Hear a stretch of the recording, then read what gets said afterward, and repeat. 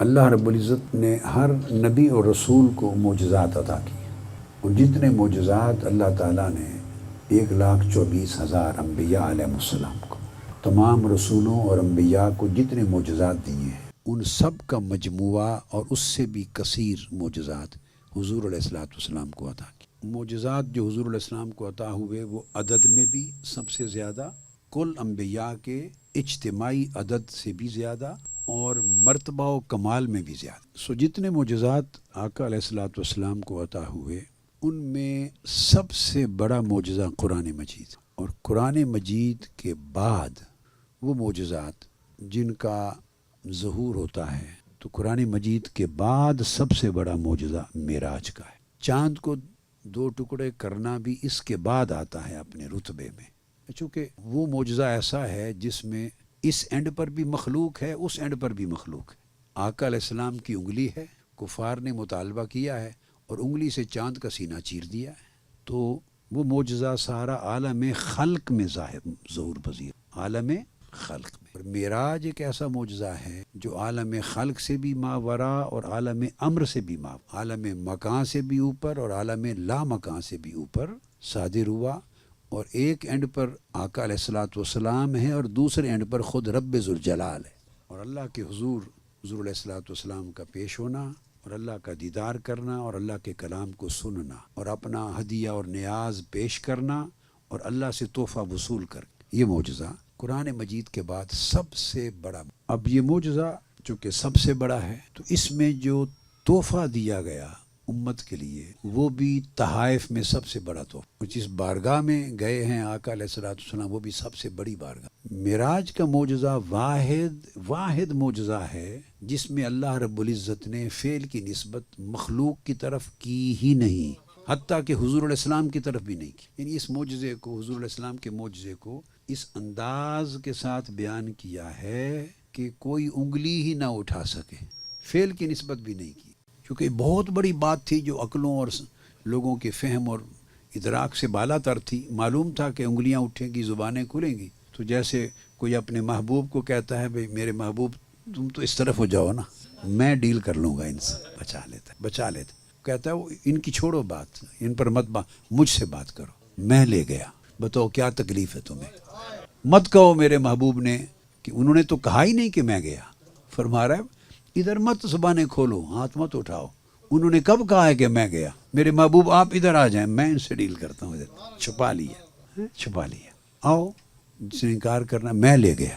اب جس نے چیلنج کرنا ہے وہ مجھے کرے۔ یعنی اس معجزے کا ذکر اس انداز اور اس شان کے ساتھ کیا۔ اتنا بڑا معجزہ، اتنی بڑی عظیم بارگاہ میں حاضری، تو جو اللہ پاک نے تحفہ دیا، صاف ظاہر ہے اس سے بڑا تحفہ عالم خلق و امر میں کائنات میں کوئی اور ہو سکتا ہے؟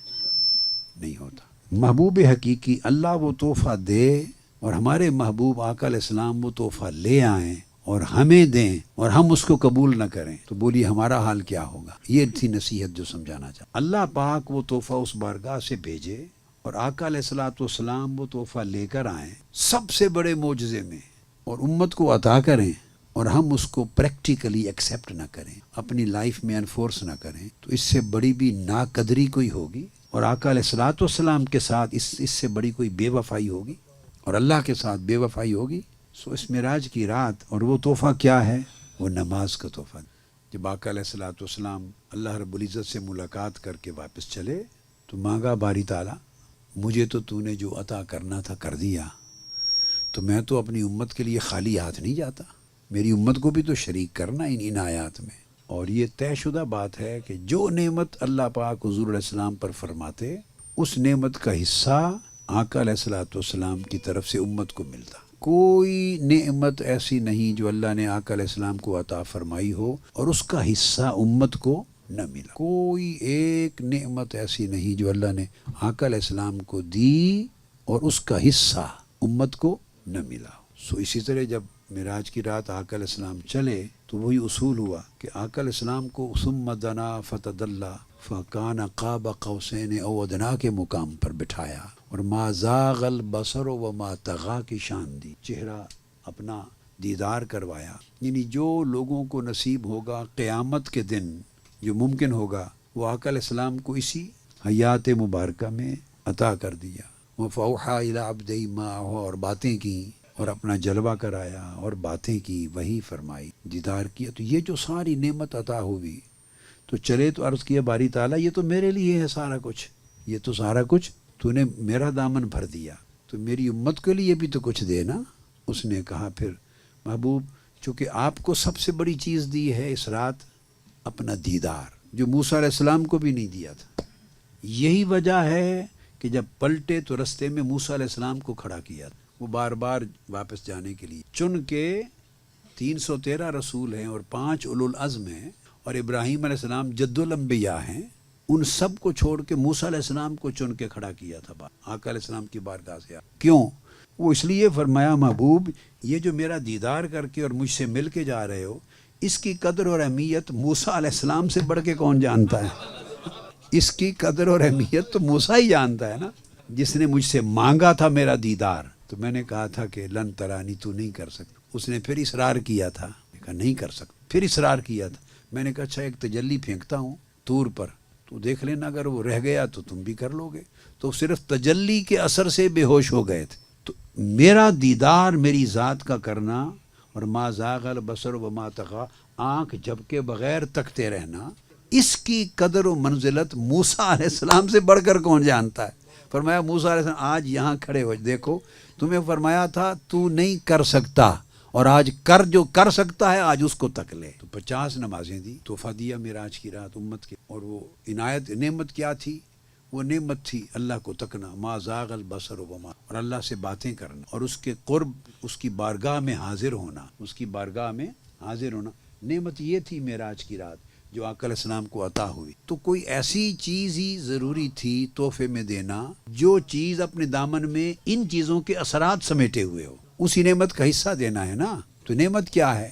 ثم دنا ہے، فتدلی ہے، قاب قوسین ہے او ادنا ہے. خدا کا قرب ہے، خدا کے حضور کی حاضری ہے، اللہ کا دیدار کرنا ہے اور اس سے کلام کرنا ہے اور اس کی میٹھی میٹھی باتوں کو سننا ہے اور آپس میں مکالمہ ہے اور اس کو تکنا ہے. نعمت تو یہ تھی. تو اب اس میں سے حصہ دینا تھا امت کو، اس نعمت میں سے حصہ دینا تھا. تو کوئی ایسی چیز ہی دینا ضروری تھی جس چیز کے دامن میں یہ ساری جو نعمتیں ہیں اس کا حصہ شامل ہو. آپ سمجھ گئے بات کو؟ سارے آپ کی سمجھ آ رہی ہے؟ ایک ایسی چیز دینے کی ضرورت تھی جس میں یہ ساری چیزیں اکٹھی ایک پیکج میں آ جائیں اور اس کا حصہ، اس کی جھلک، ریفلیکشن اکٹھی ہو جائے. تو اللہ رب العزت نے فرمایا کہ ایسی چیز دیتا ہوں محبوب کہ جو کچھ آج رات تمہیں تمہاری شان کے لائق ملا ہے، اب اس میں سے ہر نعمت کا حصہ تمہاری امت کی حیثیت کے مطابق اس کے اندر سارا ڈال دیا ہے. اب جو اس نماز سے جتنا شغف پیدا کر لے اس پر یہ ساری کیفیتیں اتنی کھل جائیں گی. جو اس نماز سے جتنا شغف پیدا کرے گا اس پر وہ کیفیتیں اتنی ہی کھلیں گی، مگر ایک یہ سارا کچھ سمیٹ کر اس نماز میں ڈال دیا. اس لیے آقا علیہ السلام نے فرمایا الصلاۃ معراج المومنین، کہ نماز میری امت کے مومنوں کی معراج ہے. اور پھر توجہ طلب بات یہ ہے کہ جو بات موسیٰ علیہ السلام جان رہے ہیں کہ حضور کی امت نہیں پڑھ سکے گی 50 نمازیں، بڑا مشکل ہوگا، وہ اللہ پاک خود نہیں جانتے. یہ سارا جو پورا پریکٹس کرائی جا رہی ہے، ایکسرسائز، اس کی ضرورت کیا ہے؟ پہلے 50 دینی اور اینڈ پر 5 ہی کرنی ہے. کیوں؟ اس میں اللہ پاک نے یہ فرمایا کہ اس نے چاہا محبوب اگر یہ کیفیت لی ہی ہے تو وہ نعمت آقا علیہ السلام کی صرف یہ نہیں تھی کہ وہاں پہنچ کر دیدار ملا اور کیفیت ملی اور قرب ملا اور حضور ملا اور مکالمہ ملا. نعمت صرف یہ نہیں تھی کہ اگر وہ ملے اور واپس پلٹیں تو آقا علیہ السلام سے یہ سب کچھ کٹ جائے.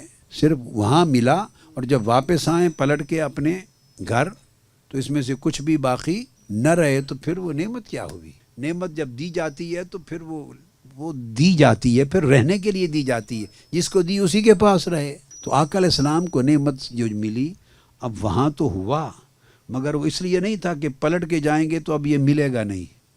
اب آقا علیہ السلام کو اصل نعمت یہ تھی کہ یہ حال اور مقام عطا کر دیا تھا کہ محبوب یہ جو قاب قوسین پہ بٹھا کے سب کچھ دے دیا ہے. اصل نعمت یہ ہے کہ اب آپ پلٹ کے بھی جائیں گے تو چاہے مکہ کی گلیوں میں رہیں، چاہے طائف میں جائیں دعوت دیں پتھر چلیں، چاہے ہجوم سے خطاب کریں کوئی صفا پر 1.25 لاکھ سے خطاب کریں، خواہ جہاد میں جائیں، غزوہ بدر ہو، احد ہو، حنین ہو، بھلے لوگوں کے ساتھ لین دین کریں، گھر میں بیوی بچوں کے ساتھ فیملی میں بیٹھیں، باہر اپنی سوسائٹی کے غلاموں سے ملیں، جنگ کے لیے تدبیر کریں، فوجوں کو ترتیب دیں، اسٹیٹ چلائیں، پولیٹیکل میٹرز ہوں، اکنامک میٹرز ہوں، سوشل میٹرز ہوں، ڈومیسٹک میٹرز ہوں۔ محبوب اب نعمت یہ جو کعبہ قوسین پہ دے دی ہے، اب اس نعمت کا کمال عطا کا یہ ہے کہ یہاں تو تنہا بلا کر دیا ہے نا خلوت میں، اب یہ نعمت ساری جلوتوں میں آپ کے پاس رہے گی۔ یعنی آپ کا حال اب یہ ہوگا کہ جس حال میں بھی رہیں یہ کیفیت نہیں جائے گی، کہ اب یہ کیفیت دے دی ہے محبوب کو۔ وہ جو معراج کی رات کعبہ قوسین ادنیٰ پہ تھی محبوب، اب وہ فرش پہ چلتے پھرتے جہاں جائیں گے تو قلب کا باطن کا حال وہی رہے گا۔ یعنی اب آپ کے قلب کو ثم دنا فتدلی فکان کعبہ قوسین بنا دی، قلب اطہر کو کعبہ قوسین بنا دیا، روح کو او ادنا بنا دیا ہے، اور آپ کے اندر کے حال کو ما زاغ البصر و ما طغی بنا دیا ہے۔ اب آپ جدھر گھومیں پھریں، جن لوگوں میں بیٹھیں اٹھیں، مزاح کریں صحابہ سے، اور جنگوں کریں، غصے میں ہوں خوشی میں ہوں، جس حال میں جو بچوں کے ساتھ پیار کریں، ازواج مطہرات کے حلقے میں بیٹھیں ان کی باتیں کریں، جس حال میں ہو محبوب اب یہ کیفیت نہیں جائے گی آپ سے۔ تو حضور کا اس معراج کے بعد زندگی کا ہر لمحہ کعبہ قوسین ہو گیا۔ اب یہ جو دائمی کیفیت عطا کر دی تو اللہ پاک چاہتا تھا کہ چونکہ اس کا حصہ امت کو دینا ہے تو یہ دائمی کیفیت چونکہ نماز میں ہے تو محبوب نے مانگا ہے تو ان کی امت بھی دائماً اس کیفیت میں رہے، تو اس نے 50 نمازیں دی کہ ہر وقت اس حال میں رہیں، ہر وقت اگر 50 پڑھنی پڑتی تو ہر وقت اس حال میں رہتے نا۔ زلیخا عاشق ہو گئی تھی نا حضرت یوسف علیہ السلام پر، دیوانی ہو گئی تھی نا زلیخا، اور وہ کچھ کیا جس نے یوسف علیہ السلام کو بڑی مشکلات میں ڈالا، اس کے عشق اور جنون نے اس کو پاگل کر دیا نا، حد کراس کر دی زلیخا نے۔ جب زمانہ گزر گیا اور وہ ایمان لے آئی اور تائب ہو گئی اور ایمان بھی لے آئی، معافی بھی مانگ لی، اور یوسف علیہ السلام کے عقد میں آ گئی، جب ان کی صحبت ملی اور فیض مل گیا، توجہ ملی، صحبت ملی، توجہ ملی، فیض ملی، تو سارا دن وہ 50 نمازوں کی طرح مصلی پر بیٹھتی تھی اور سر اٹھا کے یوسف علیہ السلام کو تکتی بھی نہیں تھی، دیکھتی بھی نہیں تھی۔ تو ایک روز یوسف علیہ السلام ہنس پڑے، پوچھا بے زلیخا، اس وقت تو میری جان کھالی تھی اور مجھے جیل بھجوا دیا تھا، عالم یہ تھا تمہارے عشق اور دیوانگی کا، اور اب حال یہ ہے کہ جب میں مل گیا ہوں، جب میں اس وقت ملا نہیں تھا، مل گیا ہوں تو اب مجھے تکتی نہیں ہو۔ تو زلیخا نے جواب دیا کہ اب جب سے آپ ملے ہیں تو آپ نے کوئی اور ملا دیا ہے، اب اس کو تکنے سے فرصت ملے تو کسی اور کو دیکھوں۔ تو 45 نمازیں معاف کر دیں اور 5 رہ گئیں۔ جب 5 رہ گئیں تو اللہ پاک نے فرمایا کہ میں اپنا فیصلہ بدلہ نہیں کرتا، جو میں نے کہہ دیا وہ بدلہ نہیں کرتا۔ سو اب فیصلہ یہ ہوا کہ پڑھو گے 5 اور اجر 50 کا ہی رہے گا، پڑھو گے 5، پڑھنے کے لیے 5 رہ گئیں، اور وہ جو اس کے اثرات اور برکات ملنی ہے نا اور اجر و ثواب ملنا ہے کیفیت، وہ 50 کا ہی رہے گا۔ کیفیت یہ ہوگی جیسے تم نے 50 پڑھی، ٹھیک ہے، سمجھ آئی، 50 ہی رہیں گی۔ تو اللہ رب العزت نے تحفہ دیا، 5 نمازیں کر دی پڑھنے کے لیے، اور اس کی جو کیفیات اور برکات اور اثرات اور اجر اور ثواب وہ 50 کا برقرار رکھا۔ گویا صبح سے شام تک کوئی آدمی اسی حال میں لگا رہا، 5 پڑھ کے سارا دن رات گویا اسی حال میں رہا۔ تو 5 نمازوں کا پابندی سے پڑھنے کا مقصد اور اس کا فائدہ یہ ہے کہ جو پابندی سے 5 پڑھ لے، یعنی جس نے فجر پڑھ لی تو یہ حال ظہر تک اس کا برقرار رہا، جس نے ظہر پڑھ لی تو عصر تک برقرار رہا، جس نے عصر پڑھی اس کا مغرب تک برقرار رہا، جس نے مغرب پڑھی اس کا عشاء تک برقرار رہا، جس نے عشاء پڑھی اس کا فجر تک سویا رہا مگر فجر تک برقرار رہا۔ 24 گھنٹے کا سائیکل بنا دیا۔ یہ بہت عظیم تحفہ ہے۔ ذہن میں خیال آتا ہے کہ ہم چلو نماز تو پڑھیں مگر اس کے اندر ہمیں یہ کیفیات تو ملتی نہیں، یہ کیفیات تو نہیں ملتی، کیا کریں؟ دیکھو بعض لوگ بینا ہوتے ہیں، بعض نابینا ہوتے ہیں۔ اگر کسی نابینا کو بھی بادشاہ کے دربار میں قرب حاصل ہو اور بادشاہ کے دربار میں کھڑا ہو، پھر بھی اس بیٹھا ہو ہمہ وقت، تو اس کے اور عام رعایا میں کتنا زمین آسمان کا فرق ہے۔ اگر اس کو نظر نہیں آتا تو بادشاہ کو تو نظر آ رہا ہے نا، اگر اس کی نظر اس پہ نہیں پڑ رہی تو اس کی نظر تو پڑ رہی ہے نا۔ تو اگر آپ کو کیفیت نہیں مل رہی کہ اس کو دیکھ سکو، پرواہ نہ کرو، اس حال میں مست رہو کہ مجھے میرا محبوب تک رہا ہے۔ تو عاشق اسی پر مر جاتا ہے، اسے کیا غرض اگر وہ محبوب کو نہیں دیکھ سکتا تو نہ صحیح، اگر اتنا یقین ہو جائے کہ میرا محبوب اس وقت مجھے دیکھ رہا ہے تو عاشق کو اور کیا چاہیے؟ تو نماز وہ کیفیت ہے کہ اگر آپ نہ دیکھ سکیں تو وہ لمحات ہوتے ہیں جس میں وہ خاص طور پہ نگاہ ڈالتا ہے، آپ کو تکتا ہے، تو اور کیا لیتے ہیں؟ بھلے آپ کو وہ کیفیت ملے یا نہ ملے مگر وہ تو تک رہا ہے نا. سو اس کا تصور کر کے، آنکھیں بند کر کے اس تصور میں مست رہیں. کیا اس میں مست رہیں کہ 5 مرتبہ اگر باقی اوقات میں کسی کو نصیب نہیں ہے، کئی وہ بھی ہیں کہ ان کو ہر لمحہ تکتا ہے، ایسے بھی ہیں جن کو وہ ہر لمحہ تکتا ہے اور یاد کرتا ہے، لیکن اگر یہ کیفیت نہ بھی ہو تو کم سے کم اس پر ہی خوش رہو کہ 5 وقت ایسے آتے ہیں کہ جب میں وضو کر کے مصلے پہ کھڑا ہوتا ہوں اور وضو کر کے مصلے پر کھڑی ہوتی ہوں تو 5 وقت دن میں ایسے آتے ہیں کہ وہ اللہ پاک ڈائریکٹلی مجھ کو تکتا ہے. اس سے بڑھ کے اور کیا چیز ہے؟ اور کیا چاہیے کہ وہ دیکھتا ہے. اب آگے جب یہ خیال یقین میں بدل جائے کہ اس وقت وہ مجھے دیکھ رہا ہے تو جتنا آپ سنور سکتے ہیں اتنا سنور جائیں. بس جتنا آپ کے بس میں ہے اتنے ادب میں ہو جائیں، اتنا دھیان ادھر کر لیں، اتنے ذوق سے قرات کر لیں، اتنے ذوق سے سجدہ کر لیں، جتنا کچھ آپ کے بس میں ہے کر لیں. اس لیے کہ وہ تو دیکھ رہا ہے نا کہ آپ میری خاطر یہ بندہ اور میری خاطر یہ بندی ایسے جو آنکھیں جھکائے ہوئے ہے، ایسے ذوق سے قرات کر رہی ہے، ایسے سجدہ کر رہی ہے، رکوع، وہ تو سب کچھ دیکھ رہا ہے نا. اگر محبوب کسی کا تک رہا ہو تو بس محب اور کیا مانگتا ہے. تو یہ 5 نمازیں ایسی ہیں کہ ان اوقات میں اللہ دیکھتا ہے، دھیان کرتا ہے آپ کی. اور آقا علیہ السلام نے اس کی گارنٹی دی، فرمایا الانسان ان تعبد اللہ کانک تراہ فان لم تکن تراہ فانہ یراک. آقا علیہ السلام جو بات میں نے کہی، گارنٹی دی، عبادت کرتے ہوئے ایسے کرو کہ تم اس کو دیکھ رہے. اور اگر تمہیں یہ کیفیت اور حال نصیب نہ ہو، یہ حال نصیب نہ ہو کہ تم گویا اس کو دیکھ رہے ہو تو اس کی فکر نہ کرو، اس حال کو یقین میں مست ہو جاؤ کہ وہ تو مجھے دیکھ رہا ہے نا. اور یہ پختہ ہوتا چلا جائے گا نا یقین، تو یہی گریجولی آپ کو کیفیات میں بڑھاتا چلا جائے. تو کتنی بڑی بات ہوگی کہ آج معراج پاک کی موقع پر جمع ہیں. تو اس تحفے کو دیا تو اللہ اور اس کے رسول نے، لیکن میں اس کی اہمیت کو دوبارہ یاد کرا دیا. تو اس تحفے کو ایسا لے کے جائیں کہ آج رات کے بعد 5 نمازوں میں سے کوئی نماز نہ چھوٹے. کیا میں یہ توقع کر سکتا ہوں؟ کہیں ایسا تو نہیں کہ آپ سے ہاتھ کھڑا کرا لوں اور گناہ ہو جائے، آپ پورا نہ کریں اور پھر گناہ گار ہوں. ایسا تو نہیں. ہاتھ کھڑا کریں. نقطہ سمجھ آگے؟ آپ کو بھلے کچھ دکھائی دے یا نہ دے، وہ تو آپ کے چہرے پر اپنی نگاہیں جمائے ہوئے ہے نا. فَإِنَّكَ بِأَعْيُنِنَا، تم ہماری آنکھوں کے سامنے ہو. تو اس کے دیکھنے سے گناہ دھل جائیں گے. جس کو وہ دیکھ لے اس کا کیا گناہ بچے گا؟ آپ کو وہ حال کیفیت ابھی ملتی ہے نہیں ملتی، بودر نہ کریں. یہی کیفیت پر اکتفا کریں کہ وہ مجھے دیکھ رہا ہے، اور جس کو رب تکے دیکھے اس کے گناہ کہاں رہنے. اور اس کے لیے ایک آسان طریقہ بتا دیتا ہوں جس میں نماز پڑھنا 50% آسان ہو جائے گا. 50%. ہر وقت وضو کے ساتھ رہیں. کیا؟